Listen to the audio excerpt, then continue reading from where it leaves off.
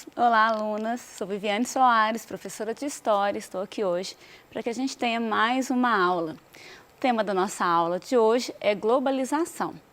Quero agradecer a Mariana, que está como intérprete hoje aqui para a gente. Espero que a gente possa aí ter um aprendizado excelente nesse nosso momento. Então, vamos lá?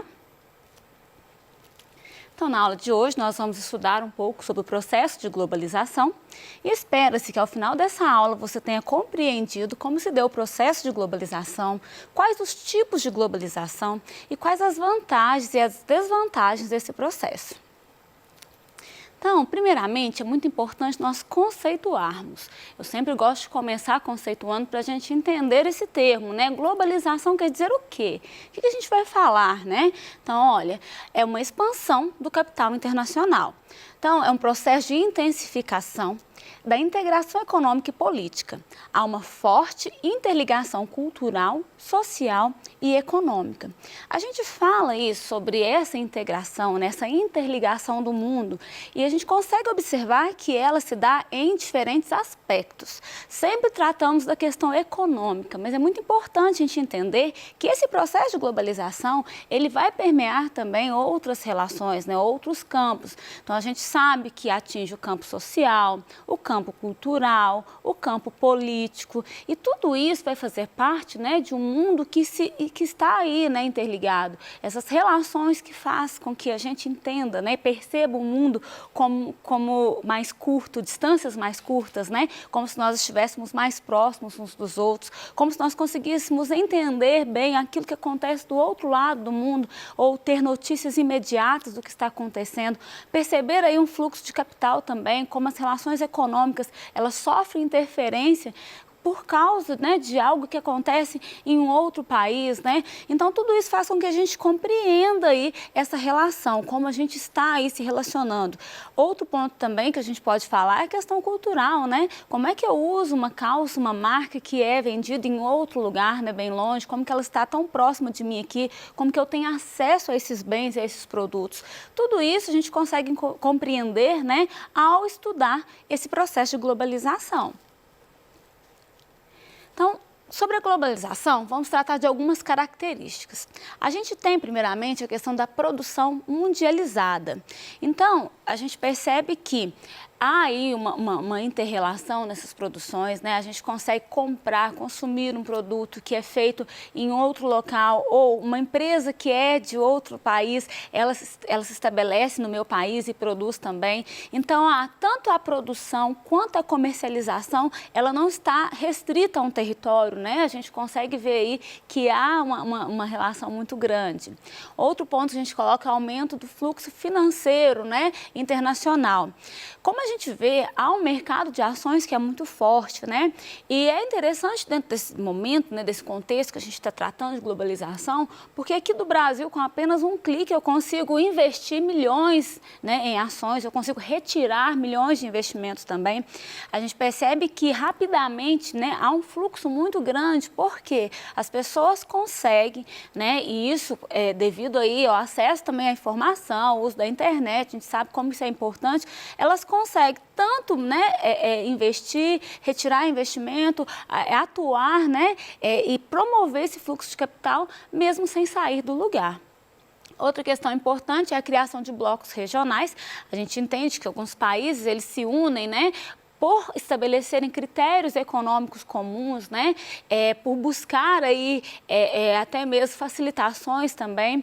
Então, essa união desses países, ela acaba tendo como consequência a formação de alguns blocos regionais, Um exemplo que a gente pode dar é o Mercosul, que é um bloco econômico, que está entre os países do sul da América, Brasil, Argentina, Uruguai, Então, assim, a gente percebe que é uma forma de conseguirem um maior comprometimento entre esses países e uma facilitação também econômica à medida em que esses blocos são estabelecidos. A gente pode citar outros também, que a gente tem aí, que se formam justamente visando isso, NAFTA é um exemplo, a União Europeia é outro exemplo que a gente vai ter dessa formação desses blocos regionais.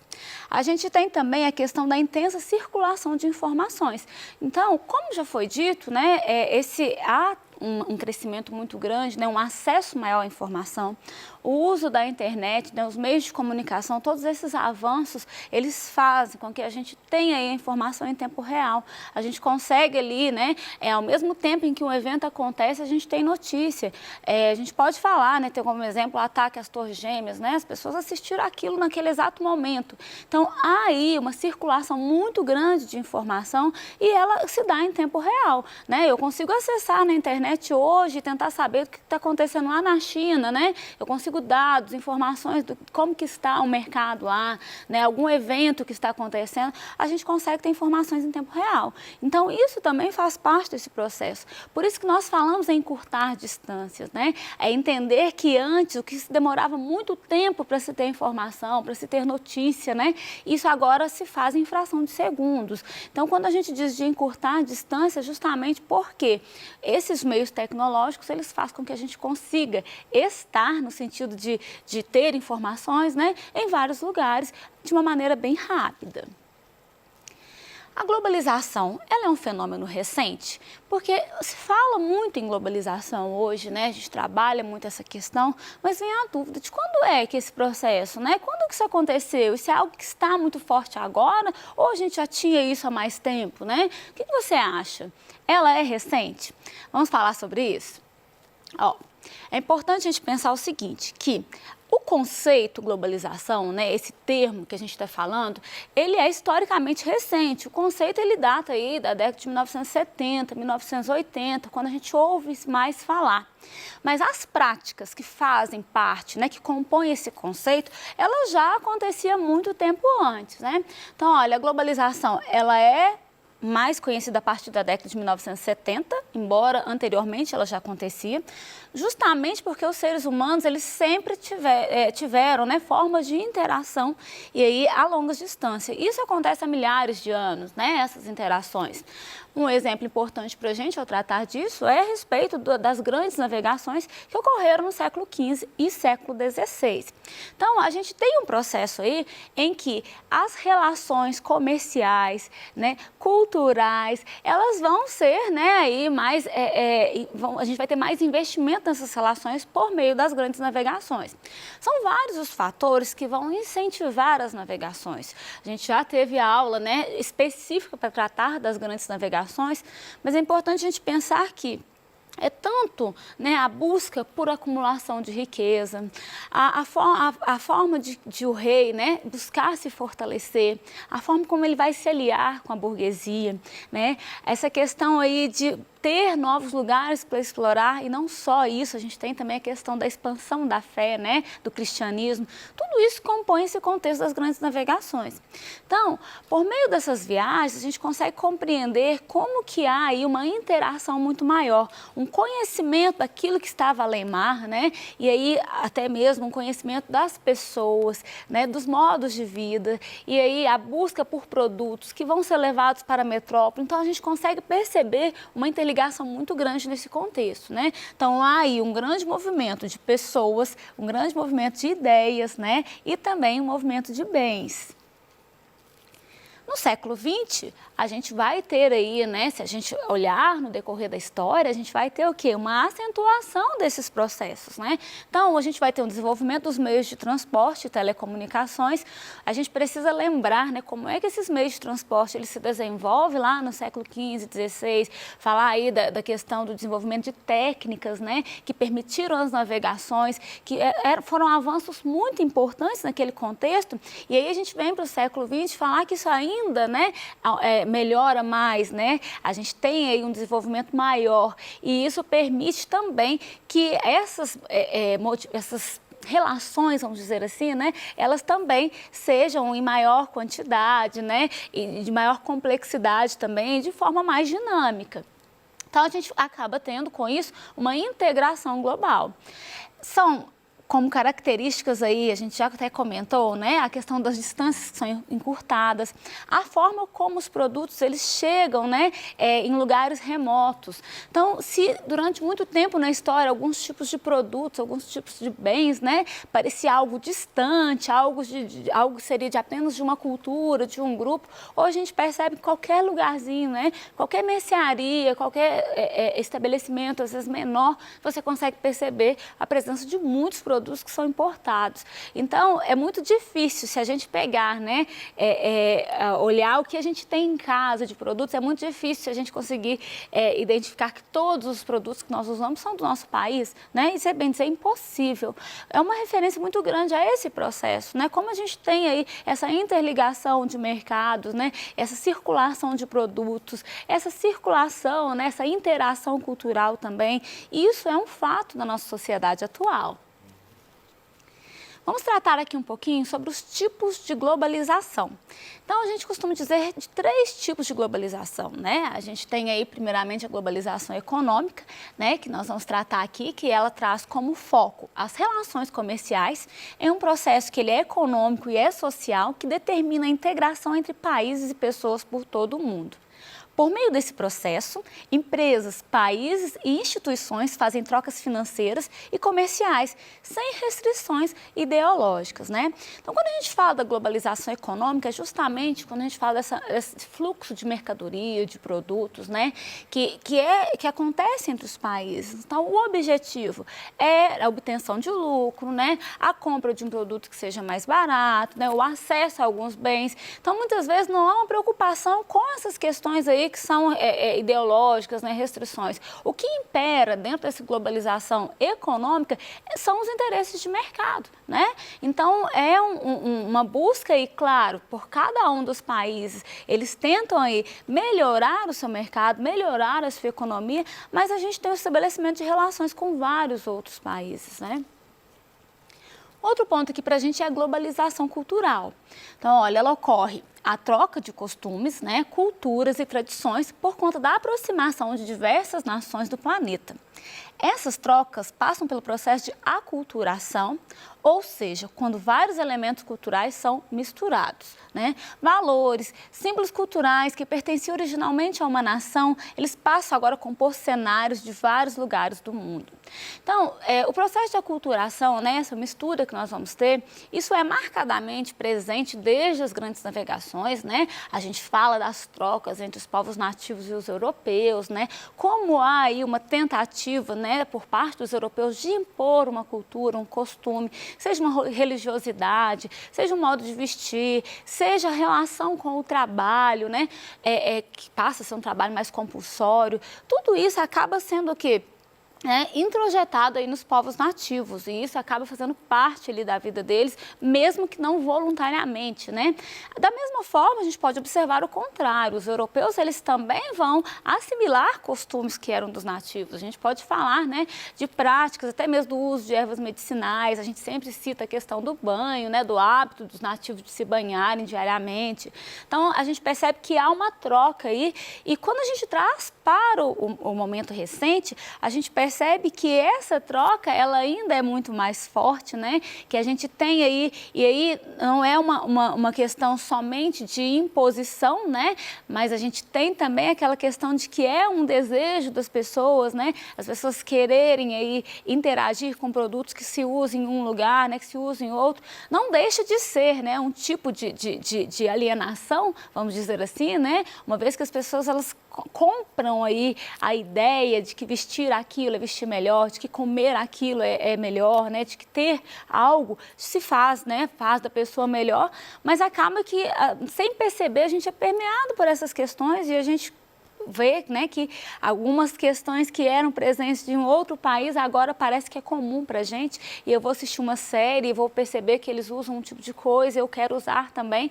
Então, tudo isso faz parte aí do que a gente chama de globalização cultural, né? A gente, sem ter aí o momento de parar para refletir, né, falar, olha, eu devo ou não devo, quando a gente já está consumindo, já está comprando, já quer usar, né, quer mostrar que usa aquilo, né? E isso é uma marca muito forte desse processo de globalização, principalmente essa questão voltada para a cultura.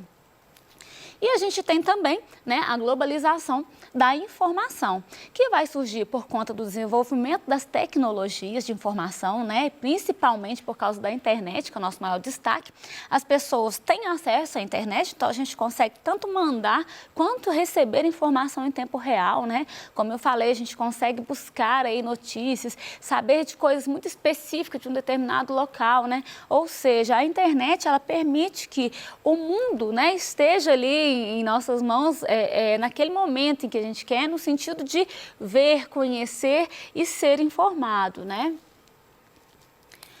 Vamos pensar aqui então, como o processo de globalização influencia a sua vida cotidiana? Já parou para pensar?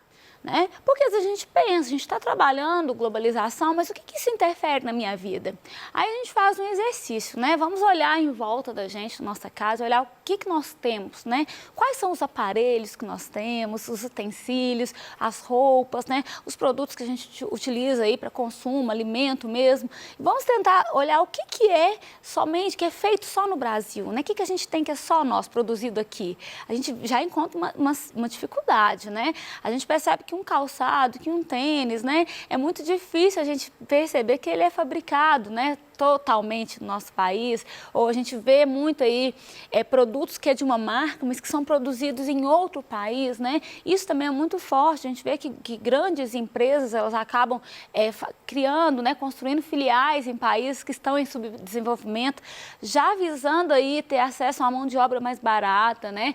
Acesso aí a uma matéria-prima também mais barata. Então, assim, a gente tem uma dificuldade de encontrar um produto industrializado que seja totalmente feito, né, naquele país, com produtos somente daquele país. A gente percebe que no nosso dia a dia, vários dos produtos, das nossas relações, do que a gente assiste, como a gente já falou, né, tudo isso deixa muito claro como que a globalização ela interfere na nossa vida, né, no nosso dia a dia.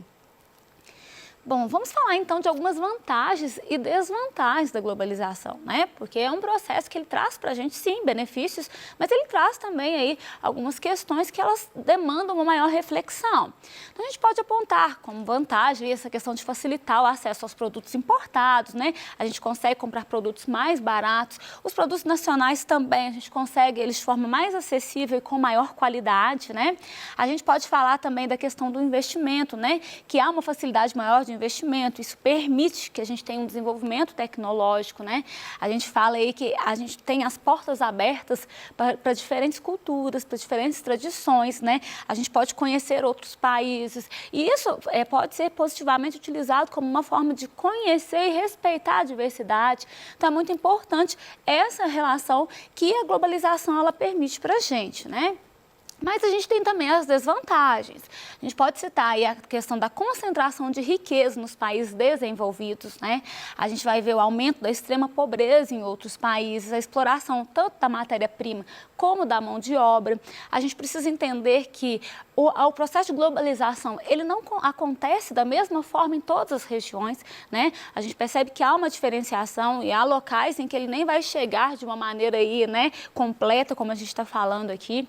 E a gente tem também a questão do uso da internet para meios ilegais, que isso também fica muito conhecido como tráfico de drogas, prostituição, xenofobia, né? Então, assim, essa questão, essa abertura, esse acesso também à informação, ele pode ter esse tipo de consequência na nossa vida.